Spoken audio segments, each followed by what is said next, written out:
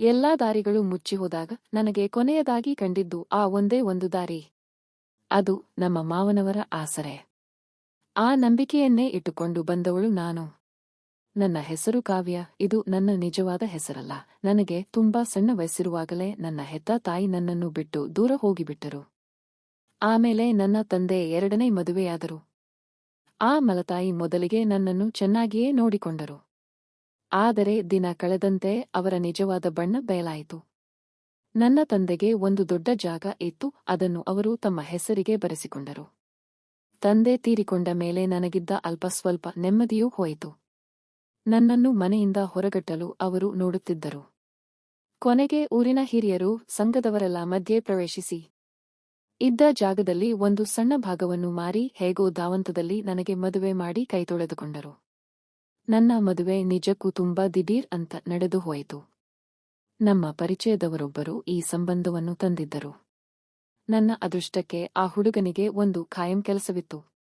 ನೋಡಲು ಅವರೇನು ಮಹಾ ಸುಂದರನಾಗಿರಲಿಲ್ಲ. ಆದರೆ ನನ್ನ ರೂಪವನ್ನು ನೋಡಿ ಅವರು ತಕ್ಷಣ ಮದುವೆಗೆ ಒಪ್ಪಿಕೊಂಡರು. ಹಾಗೆ ಸುಲಭವಾಗಿ ನನ್ನ ಮದುವೆಯೇನೋ ಆಯಿತು. ಆದರೆ ಆ ಮನೆಗೆ ಕಾಲಿಟ್ಟ ಮೇಲಷ್ಟೇ ನನಗೆ ಗೊತ್ತಾಗಿದ್ದು, ಅಲ್ಲಿ ನನ್ನನ್ನು ಎರಡನೇ ದರ್ಜೆಯ ಮನುಷ್ಯಳಂತೆ ನೋಡುತ್ತಿದ್ದಾರೆ ಎಂದು. ನನ್ನ ಅತ್ತೆಗೆ ನನ್ನನ್ನು ಕಂಡರೆ ಆಗುತ್ತಿರಲಿಲ್ಲ. ಆ ಮನೆಯಲ್ಲಿ ನನಗೆ ಸ್ವಲ್ಪನಾದರೂ ಸಮಾಧಾನ ತರುತ್ತಿದ್ದ ಒಂದೇ ಒಂದು ಜೀವ ಅಂದರೆ ಅದು ನಮ್ಮ ಮಾವನವರು. ಆದರೆ ಅವರು ಬೇರೆ ಊರಿನಲ್ಲಿ ಕೆಲಸ ಮಾಡುತ್ತಿದ್ದರಿಂದ ಆ ಮನೆಗೆ ಬರುತ್ತಿದ್ದುದು ತುಂಬಾ ಅಪರೂಪ. ಅವರ ಜೊತೆ ಸರಿಯಾಗಿ ಮಾತನಾಡಲು ಕೂಡ ನನಗೆ ಅವಕಾಶ ಸಿಗುತ್ತಿರಲಿಲ್ಲ. ಆ ಮನೆಯಲ್ಲಿ ಖಾಯಂ ಆಗಿ ಇರುತ್ತಿದ್ದದ್ದು ನನ್ನ ಅತ್ತೆ ಮತ್ತು ಗಂಡ ಮಾತ್ರ. ಅವರಿಗೆ ಒಬ್ಬ ಮಗಳಿದ್ದಳು. ಅವಳು ಆಗಾಗ ಮನೆಗೆ ಬರುತ್ತಿದ್ದಳು. ಬಂದಾಗಲೆಲ್ಲ ನನ್ನ ಮೇಲೆ ಇಲ್ಲದ ಸಲ್ಲದ ಕೋಪ ತೋರಿಸುತ್ತಿದ್ದಳು. ನನ್ನ ಗಂಡನಿಗೆ ನನ್ನ ಮೇಲೆ ನನ್ ಮಗ ಹುಟ್ಟಿದಾನೆ ಅಂತಾನೆ ಹೇಳಿಲ್ಲ, ಮತ್ತೆ ಅವ್ನು CA ಮಾಡ್ತಾ ಇದ್ದಾನೆ ಅಂತ ಹೇಳಿದ್ರು. ನಾನು ಏನು ಹೇಳಿಲ್ಲ ಅವರಿಗೆ, ಸುಮ್ಮನೆ ನೋಡಿ ನಿಂತ್ಕೊಂಡಿದ್ದೆ ಅಷ್ಟೇ. ಅವರೆಲ್ಲ ಹೇಳಿದ್ರು, ಅವ್ರು ನನ್ನ ನೋಡಿ ಹೇಳಿದ್ರು ಹಿಂಗ ಆಗೈತಿ, ಹಿಂಗ ಅವ್ರು ಹೇಳಿದ್ದು ಒಂದ್ 15 ದಿನಕ್ಕರ ರಾಗಿನೂ ಆಗೈತಿ, ಸ್ವಂತ ಮನಿ ತಗೋಬೇಕನ್ನೋ ತೆಲಾಗಿತ್ತು. ತಗೊಂಡೆ. ಮನಸ್ನಾಗಿದ್ದು ಅವ್ರಾಗ್ಲೇ ಹೇಳಿದ್ರು, ನಾವೇನು ಹೇಳಿದ್ದಿಲ್ಲ, ಅವ್ರಾಗ್ಲೇ ಎಲ್ಲ ಹೇಳಿದ್ರಿ. ಪರಿಹಾರ ಪಡೆದ ಜನರ ಅಭಿಪ್ರಾಯ ನೋಡಿ ಕರೆ ಮಾಡಿ. ತ್ರಿವಶೀಕರಣ ಸ್ಪೆಷಲಿಸ್ಟ್. ನೀವು ಪ್ರೀತಿಯಲ್ಲಿ ನಂಬಿ ಮೋಸ ಹೋಗಿದ್ದೀರಾ? ಇಷ್ಟಪಟ್ಟವರು ನಿಮ್ಮಂತೆ ಆಗಬೇಕಾ? ಗಂಡನ ಪರಸ್ತ್ರೀ ಸಹವಾಸ ಬಿಡಿಸ್ಬೇಕಾ? ಮದುವೆಯ ವಿಚಾರದಲ್ಲಿ ಸಮಸ್ಯೆ ಆಗ್ತಾ ಇದ್ಯಾ? ಆರೋಗ್ಯ ಸಮಸ್ಯೆ ಇದೆಯಾ? ಗಂಡ ಹೆಂಡತಿ ಜಗಳ, ಹೇಳಿಕೊಳ್ಳಲಾಗದ ಅನೇಕ ಗುಪ್ತ ಸಮಸ್ಯೆಗಳಿಗೆ ಕೇವಲ 3 ದಿನದಲ್ಲಿ ಶಾಶ್ವತ ಪರಿಹಾರವನ್ನ ನೀಡುತ್ತಾರೆ.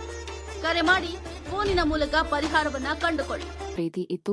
ಆದರೆ ನಾವು ಬೇರೆ ಕಡೆ ಬಾಡಿಗೆ ಮನೆ ಮಾಡಿಕೊಂಡು ಇರೋಣ ಎಂದರೆ ಅವರು ಒಪ್ಪುತ್ತಿರಲಿಲ್ಲ. ಅವರಿಗೆ ತಾಯಿಯ ಮೇಲೆ ಅತಿಯಾದ ಮಮಕಾರ.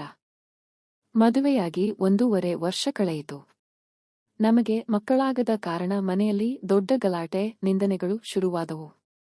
ಕೊನೆಗೆ ಅತ್ತೆಯೇ ನಮ್ಮಿಬ್ಬರನ್ನೂ ಆಸ್ಪತ್ರೆಗೆ ಕರೆದುಕೊಂಡು ಹೋದರು. ವೈದ್ಯರು ನನ್ನನ್ನು ಪರೀಕ್ಷಿಸಿ ನನಗೆ ಕೆಲವು ಆರೋಗ್ಯದ ಸಮಸ್ಯೆಗಳಿರುವುದಾಗಿ ಹೇಳಿದರು. ತಕ್ಷಣವೇ ಮಕ್ಕಳಾಗುವುದು ಕಷ್ಟ ಎಂದರು. ಅಷ್ಟೇ, ಅಲ್ಲಿಂದ ನನ್ನ ಬದುಕು ನರಕವಾಯಿತು. ಗಂಡನಿಗೆ ನನ್ನ ಮೇಲೆ ಕಾಳಜಿಯಿದ್ದರೂ ಅತ್ತೆ ನೇರವಾಗಿ ಬಂದು, ನೋಡು ಕಾವ್ಯ, ನೀನು ಈ ಮನೆಯಿಂದ ಹೊರಟು ಹೋಗುವುದೇ ಒಳ್ಳೆಯದು. ಚಿಕಿತ್ಸೆ ಮಾಡಿಸಿದರೂ ನಿನ್ನ ಕೈಯಲ್ಲಿ ಏನೂ ಆಗಲ್ಲ. ನೀನೇ ಸ್ವತಃ ಈ ಮದುವೆ ಮುರಿದುಕೊಂಡು ಹೊರಟು ಹೋಗುವ ಅಂದರು. ನನ್ನ ಗಂಡನಿಗೆ ನಾನು ದೂರವಾಗುವುದು ಇಷ್ಟವಿರಲಿಲ್ಲ. ಆದರೆ ಅತ್ತೆ ಮೊದಮೊದಲು ಪ್ರೀತಿಯಿಂದ ಹೇಳಿದರು. ಆಮೇಲೆ ದಿನ ಜಗಳ ಆಡಲು ಶುರು ಮಾಡಿದರು. ಇದರಿಂದ ಆ ಮನೆಯಲ್ಲಿ ನನಗೆ ನೆಮ್ಮದಿಯೇ ಇಲ್ಲದಂತಾಯಿತು. ಏನು ಮಾಡಬೇಕೆಂದು ತೋಚಲಿಲ್ಲ. ನಾನು ಪದವಿ ಮುಗಿಸಿದ್ದೆ. ಆದರೆ ಯಾವುದೇ ಕೆಲಸದ ಅನುಭವವಿರಲಿಲ್ಲ. ಎಲ್ಲಾದರೂ ಹೋಗಿ ಸಣ್ಣದೊಂದು ಕೆಲಸ ಮಾಡಿಕೊಂಡು ಬದುಕೋಣ ಅಂದುಕೊಂಡೆ. ನಾನು ನನ್ನ ಗಂಡನಿಗೆ ಹೇಳಿದೆ, ನಾನು ಸಂತೋಷದಿಂದಲೇ ನಿಮ್ಮಿಂದ ದೂರಾಗುತ್ತೇನೆ. ನನಗೆ ಯಾವುದೇ ಬೇಸರವಿಲ್ಲ. ಇಲ್ಲೇ ಇದ್ದರೆ ನನ್ನ ಬದುಕು ಹಾಳಾಗುತ್ತದೆ. ನಾನು ನನ್ನ ಗಂಡನಿಗೆ, ನಾನು ಎಲ್ಲಾದರೂ ಒಂದು ಬಟ್ಟೆ ಅಂಗಡಿಯಲ್ಲಿ ಕೆಲಸಕ್ಕೆ ಸೇರಿಕೊಳ್ಳುತ್ತೇನೆ. ಅಲ್ಲಿ ವಸತಿ ಸೌಕರ್ಯವೂ ಇರುತ್ತದೆ. ವಿಚ್ಛೇದನದ ಬಗ್ಗೆ ಆಮೇಲೆ ಯೋಚಿಸೋಣ. ಈ ಮನೆಯಲ್ಲಿದ್ದರೆ ನೆಮ್ಮದಿ ಸಿಗಲ್ಲ ಎಂದೆ.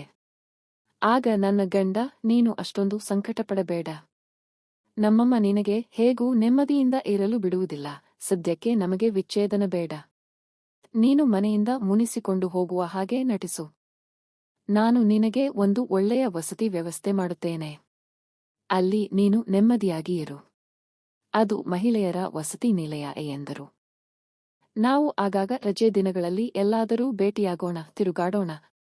ಸದ್ಯಕ್ಕೆ ಮಕ್ಕಳು ಬೇಡ ಅಷ್ಟೇ ಅಲ್ವಾ, ನಮ್ಮಿಬ್ಬರ ಸಂಬಂಧ ಹೀಗೆಯೇ ಮುಂದುವರಿಯಲಿ. ಮುಂದಿನದ್ದನ್ನು ಆಮೇಲೆ ಯೋಚಿಸೋಣ. ಸದ್ಯಕ್ಕೆ ದೂರಾಗುವುದು ಬೇಡ, ನಿನಗೆ ಬೇಕಾದ ಎಲ್ಲಾ ಖರ್ಚನ್ನು ನಾನೇ ಕೊಡುತ್ತೇನೆ ಎಂದರು.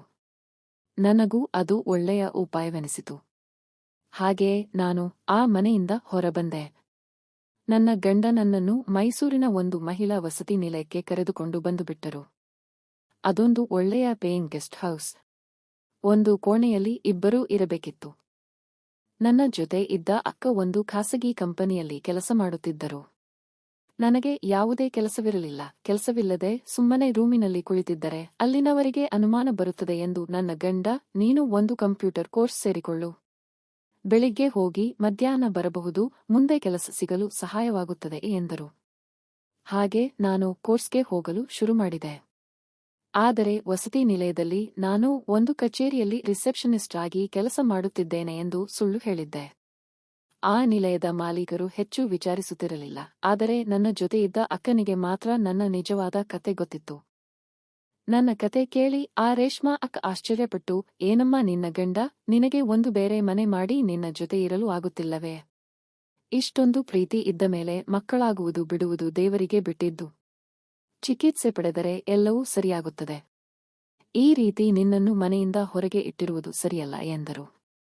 ಅದಕ್ಕೆ ನಾನು, ನನ್ನ ಗಂಡನಿಗೆ ನನ್ನ ಮೇಲೆ ಪ್ರೀತಿ ಇದೆ ಅಕ್ಕ, ಆದರೆ ಅವರಿಗೆ ತಾಯಿಯ ಹೆದರಿಕೆ. ಅಲ್ಲಿ ಉಳಿದರೆ ನನ್ನ ಮಲತಾಯಿಯ ಜೊತೆ ಅನುಭವಿಸಿದ ಕಷ್ಟವೇ ಎದುರಾಗುತ್ತದೆ ಎಂದೆ.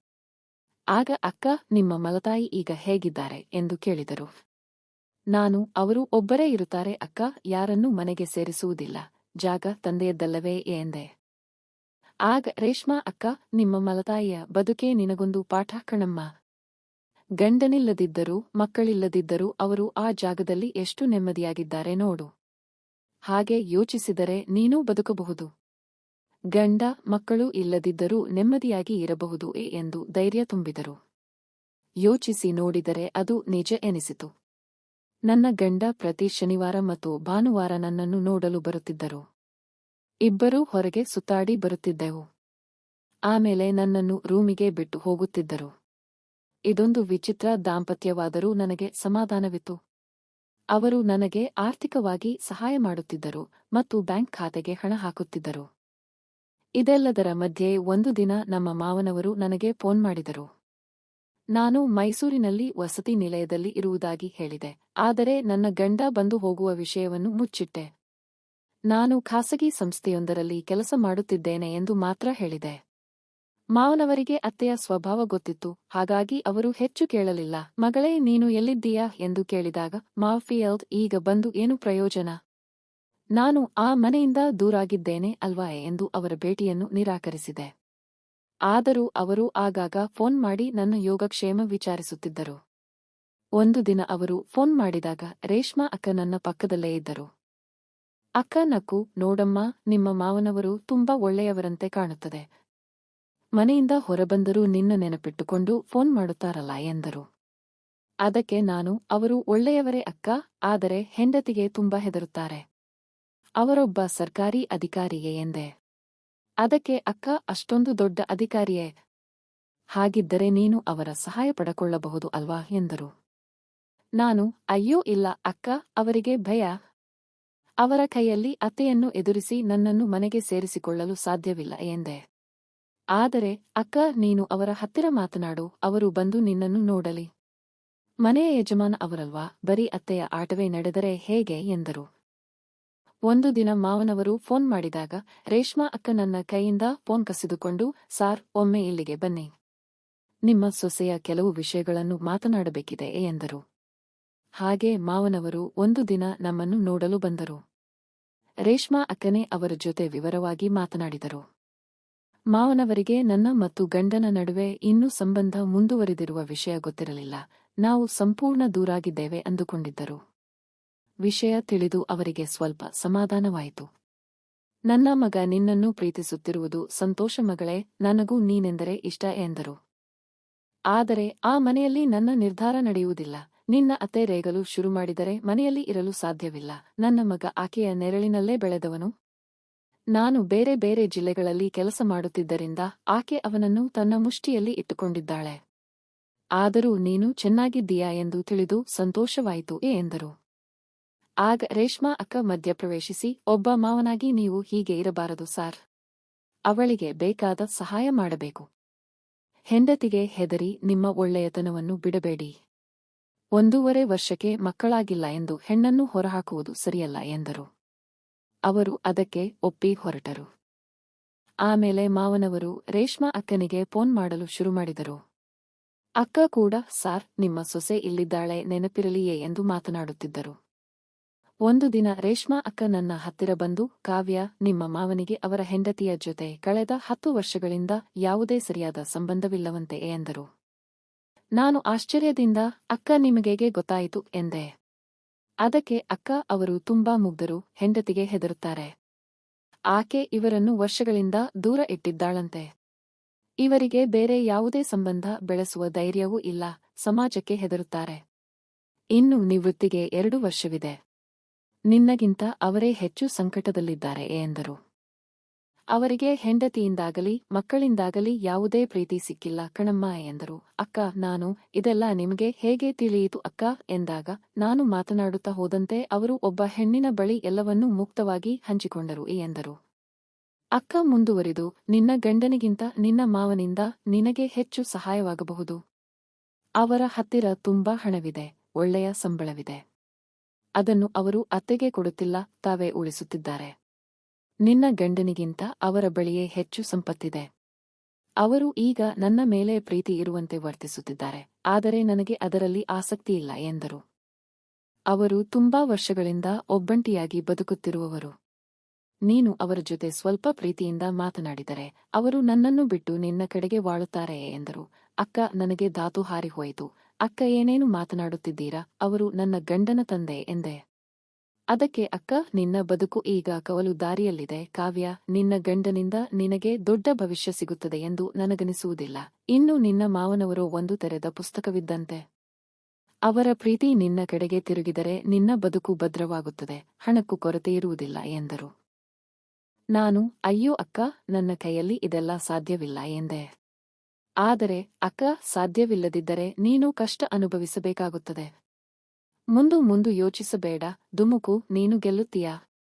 ಅವರು ತುಂಬಾ ಒಂಟಿತನದಲ್ಲಿದ್ದಾರೆ. ನೀನು ಪ್ರೀತಿಯಿಂದ ಮಾತನಾಡಿದರೆ ನಿಮ್ಮಿಬ್ಬರ ನಡುವೆ ಒಂದು ವಿಶೇಷ ಬಾಂಧವ್ಯ ಬೆಳೆಯುತ್ತದೆ. ಅದರಿಂದ ನಿನಗೆ ಒಳ್ಳೆಯದಾಗಬಹುದು. ಬಹುಶಃ ನೀನು ಮತ್ತೆ ಆ ಮನೆಗೆ ಗೌರವದಿಂದ ಮರಳಬಹುದು. ಒಬ್ಬ ಹೆಣ್ಣು ಗಂಡಸನ್ನು ಹೇಗೆ ಪ್ರಭಾವಿಸಬಹುದು ಎಂದು ಹೇಳಲು ಸಾಧ್ಯವಿಲ್ಲ ಎಂದು ಒತ್ತಾಯಿಸಿದರು. ಹಾಗೆ ನಾನು ಮಾವನವರಿಗೆ ದಿನಾ ಫೋನ್ ಮಾಡಿ, ಊಟ ಆಯ್ತಾ ಮಾವ, ಕೆಲಸ ಮುಗಿಯಿತಾ ಎಂದು ವಿಚಾರಿಸಲು ಶುರುಮಾಡಿದೆ.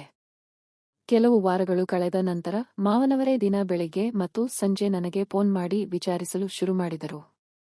ಹಣದ ಅವಶ್ಯಕತೆಯಿದೆ ಎಂದು ಕೇಳಿದರು. ನಾನು, ಗಂಡ ಕೊಡುತ್ತಿದ್ದಾರೆ ಎಂದರು. ಇಲ್ಲ ಮಗಳೇ, ನಿನಗೆ ಭದ್ರತೆ ಬೇಕು ಎಂದು ನನ್ನ ಬ್ಯಾಂಕ್ ಖಾತೆಗೆ ಹಣ ಹಾಕಲು ಶುರುಮಾಡಿದರು. ಇದನ್ನು ನೋಡಿ ರೇಷ್ಮಾ ಅಕ್ಕ, ನೀನು ತುಂಬಾ ಜಾಣೆ ಕಾವ್ಯ, ಇನ್ನು ಸ್ವಲ್ಪ ಆಪ್ತವಾಗಿ ಮಾತನಾಡು, ಅವರ ವೈಯಕ್ತಿಕ ಕತೆಗಳನ್ನು ಕೇಳು ಎಂದರು. ಬದುಕಿನಲ್ಲಿ ಬೇರೆ ದಾರಿಯೇ ಇಲ್ಲದಿದ್ದಾಗ ಮನುಷ್ಯ ಯಾವುದಕ್ಕೂ ಸಿದ್ಧನಾಗುತ್ತಾನಲ್ಲವೇ. ನಾನು ಹಾಗೆಯೇ ಮಾಡಿದೆ. ಅವರು ತಮ್ಮ ಹಳೆಯ ನೋವಿನ ಕತೆಗಳನ್ನೆಲ್ಲ ನನ್ನ ಮುಂದೆ ತೋಡಿಕೊಂಡರು. ಅವರು ತಮ್ಮ ಅಳಲನ್ನು ತೋಡಿಕೊಂಡಾಗ ನಾನು, ಎಲ್ಲವೂ ಸರಿಯಾಗುತ್ತದೆ ಮಾವ ಎಂದು ಸಮಾಧಾನ ಮಾಡುತ್ತಲೇ ನನ್ನ ಬದುಕಿನ ಸಂಕಟವನ್ನು ಹೇಳಿ ಕಣ್ಣೀರಿಟ್ಟೆ. ನನ್ನ ಗಂಡ ಆಗಾಗ ಬರುತ್ತಾರೆ, ಆದರೆ ಅವರಲ್ಲಿ ನಿಮ್ಮಲ್ಲಿರುವಂತಹ ಕಾಳಜಿ, ಧೈರ್ಯ ಯಾವುದೂ ಇಲ್ಲ. ನಮಗೆ ಮಕ್ಕಳಾಗದಿದ್ದಕ್ಕೆ ನನ್ನನ್ನೇ ದೂಷಿಸುತ್ತಾರೆ, ಆದರೆ ಅದರಲ್ಲಿ ನನ್ನ ತಪ್ಪೇನಿದೆ ಎಂದು ಅತ್ತೆ ಮತ್ತು ಗಂಡನ ಮೇಲೆ ಕೆಲವು ಸುಳ್ಳು ಆರೋಪಗಳನ್ನು ಮಾಡಿ ಅವರ ಸಹಾನುಭೂತಿ ಗಳಿಸಿದೆ. ಇದೆಲ್ಲದಕ್ಕೂ ರೇಷ್ಮಾ ಅಕ್ಕನೇ ನನಗೆ ಹಿನ್ನೆಲೆಯಿಂದ ಹೇಳಿಕೊಡುತ್ತಿದ್ದರು. ಒಂದು ದಿನ ಮಾವನವರು ನನ್ನನ್ನು ಕೇಳಿದರು, ಕಾವ್ಯ, ನಿನಗೆ ಬೇಸರವಿಲ್ಲದಿದ್ದರೆ ನಾವಿಬ್ಬರೂ ಎಲ್ಲಾದರೂ ಒಂದು ಸಣ್ಣ ಪ್ರವಾಸಕ್ಕೆ ಹೋಗಿ ಬರೋಣವೇ ಎಂದರು. ನಾನು, ಹೋಗೋಣ ಮಾವ, ಆದರೆ ಗಂಡ ವಾರಾಂತ್ಯದಲ್ಲಿ ಬರುತ್ತಾರೆ, ಉಳಿದ ದಿನಗಳಲ್ಲಾದರೆ ಓಕೆಯೇ ಎಂದೆ. ಹಾಗೆ ನಾವು ಒಂದು ಸೋಮವಾರ ಮತ್ತು ಮಂಗಳವಾರ ದೂರದ ಊರಾದ ಕೊಯಮತ್ತೂರಿಗೆ ಪ್ರಯಾಣ ಬೆಳೆಸಿದೆವು. ಗಂಡನಿಗೆ ನಾನು ನನ್ನ ಮಲತಾಯಿಯನ್ನು ನೋಡಲು ಹೋಗುತ್ತಿದ್ದೇನೆ ಎಂದು ಸುಳ್ಳು ಹೇಳಿದ್ದೆ.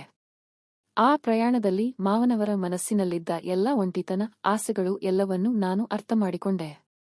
ರೇಷ್ಮಾ ಅಕ್ಕ ಹೇಳಿದಂತೆ ನಾನು ಒಂದು ಹೆಜ್ಜೆ ಮುಂದೆ ಇಟ್ಟೆ. ಅಲ್ಲಿ ನಾನು ಅವರ ಮನಸ್ಸನ್ನು ಸಂಪೂರ್ಣವಾಗಿ ಗೆದ್ದೆ. ನನ್ನ ಗಂಡನಿಗೆ ನನ್ನ ಮೇಲೆ ಆಸೆಯಿತ್ತೇ ಹೊರತು ಬದುಕಿನ ಉತ್ಸಾಹವಿರಲಿಲ್ಲ. ಆದರೆ ಮಾವನವರ ಜೊತೆ ಆ ಹೊಸ ಉತ್ಸಾಹ ನನಗೆ ಸಿಕ್ಕಿತು. ಅಲ್ಲಿಂದಾಚೆಗೆ ನಾವು ವಾರದ ದಿನಗಳಲ್ಲಿ ಆಗಾಗ ಭೇಟಿಯಾಗಿ ಹಲವು ಕಡೆ ಸುತ್ತಾಡಲು ಶುರುಮಾಡಿದೆವು. ಆದರೆ ಒಂದು ದಿನ ನನ್ನ ಗಂಡ ನಮ್ಮಿಬ್ಬರನ್ನೂ ಒಟ್ಟಿಗೆ ನೋಡಿಬಿಟ್ಟರು. ದೊಡ್ಡ ಜಗಳವಾಯಿತು. ನಾನು ನೇರವಾಗಿಯೇ ಹೇಳಿದೆ, ನಿಮ್ಮ ಜೊತೆ ನನ್ನ ಬದುಕು ಅನಿಶ್ಚಿತವಾಗಿತ್ತು, ನಮಗೆ ವಿಚ್ಛೇದನವಾಗಲಿ ಎಂದೆ. ಗಂಡ ಅದಕ್ಕೆ ಒಪ್ಪಿದರೂ ಅತ್ತೆಗೆ ವಿಷಯ ತಿಳಿದಾಗ ಅವರು ಬಂದು ದೊಡ್ಡ ರಂಪಾಟ ಮಾಡಿದರು. ಆ ಸಮಯದಲ್ಲಿ ಮಾವನವರಿಗೆ ತುಂಬಾ ಹೆದರಿಕೆಯಾಗಿತ್ತು. ನೀನು ನನ್ನ ಜೊತೆ ಇರುತ್ತೀಯ ಎಂದು ಕೇಳಿದರು. ನಾನು ಇರುತ್ತೇನೆ ಎಂದೆ. ಹಾಗೆ ನಾನು ಅವರ ಕೆಲಸದ ಊರಾದ ಹುಬ್ಬಳ್ಳಿಗೆ ಅವರ ಜೊತೆ ಹೊರಟು ಬಂದೆ. ಅಲ್ಲಿ ನಾವಿಬ್ಬರೂ ಒಂದು ಫ್ಲಾಟ್ ತೆಗೆದುಕೊಂಡು ಒಟ್ಟಿಗೆ ಬದುಕಲು ಶುರುಮಾಡಿದೆವು. ವೈದ್ಯರು ನನಗೆ ಮಕ್ಕಳಾಗುವುದಿಲ್ಲ ಎಂದಿದ್ದರು. ಆದರೆ ಯಾವುದೇ ಚಿಕಿತ್ಸೆಯಿಲ್ಲದೆ ಈಗ ನಾನು ಗರ್ಭಿಣಿಯಾಗಿದ್ದೇನೆ. ಈ ಬದುಕು ತುಂಬಾ ಕಷ್ಟ ಮತ್ತು ಸವಾಲಿನಿಂದ ಕೂಡಿದೆ ಎಂದು ನನಗೆ ಗೊತ್ತು. ನಮಗೂ ಮಾವನವರಿಗೂ ವಯಸ್ಸಿನ ವ್ಯತ್ಯಾಸ ತುಂಬಾ ಇದೆ. ಕಾನೂನುಬದ್ಧವಾಗಿ ನಮಗೆ ಒಂದಾಗಲು ಸಾಧ್ಯವೇ? ನಿಮ್ಮ ಅಭಿಪ್ರಾಯವೇನು? ನಿಮ್ಮ ಕಥೆಯ ಮೊದಲ ಭಾಗ ನಿಮ್ಮ ಯೂಟ್ಯೂಬ್ ಚಾನೆಲ್ನ ಸಮಯಕ್ಕೆ ಸರಿಯಾಗಿ ಹೊಂದಿಕೆಯಾಗುವಂತೆ ಸಿದ್ಧವಾಗಿದೆ. ಮುಂದಿನ ಭಾಗಕ್ಕಾಗಿ ಕಾಯುತ್ತಿದ್ದೇನೆ.